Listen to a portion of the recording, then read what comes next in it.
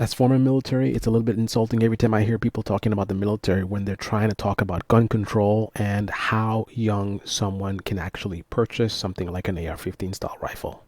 I hear this really silly argument made about how young you're allowed to have these weapons that look extremely familiar to the discussion at hand. Yet some people will pretend as if the AR-15 is not essentially a weapon of war.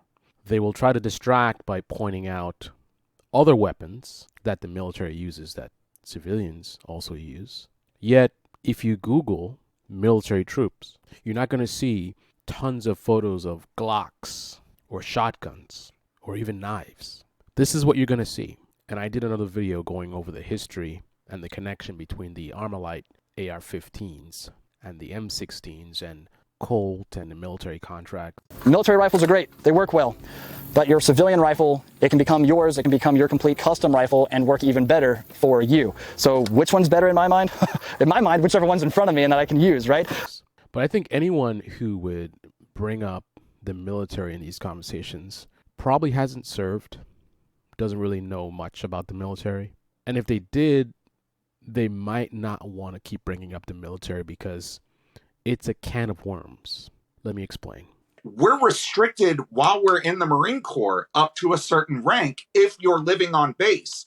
You're not allowed to just freely possess your weapon on base. If we're going to implement these restrictions on service members who are defending the Constitution, it only makes sense to me that that same restriction would be imposed on civilians out in, the real world.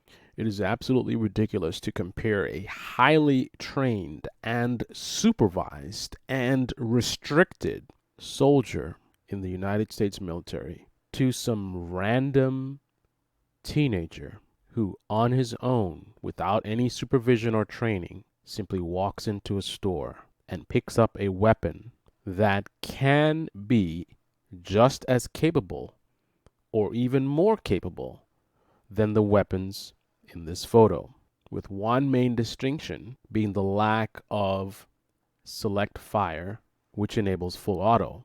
But even that is not so difficult to attain for this random 18-year-old unsupervised with no training.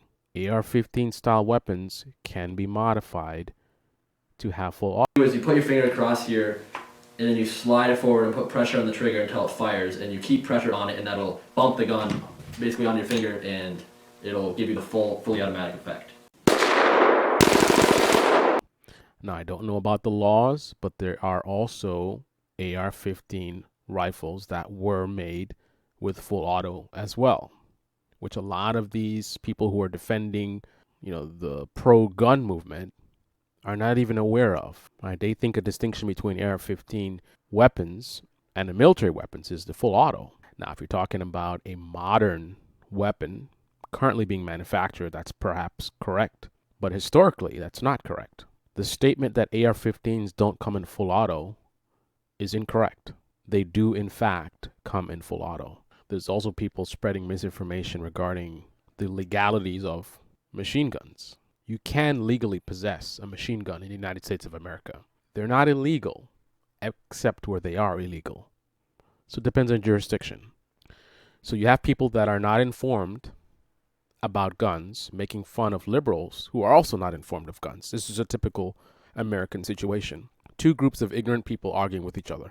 Each side only focused on the details that support their argument, don't have the curiosity to learn outside the bounds of the few facts or talking points that they like to use for their pro-gun or anti-gun narratives. That is the state of American discourse.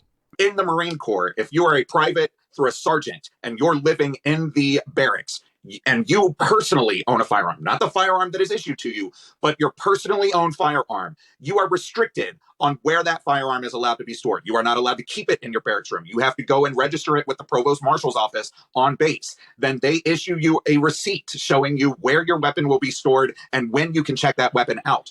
So if you really want to go down this route of using the military as a justification for why an 18-year-old should be able to buy an AR-15 weapon very, very easily, then I hope you're also open to us severely restricting that 18-year-old just like the military does, right? Unless you're willing to uphold the standard that the military has, like they are giving a young person these types of weapons, but they're also highly regulating those weapons.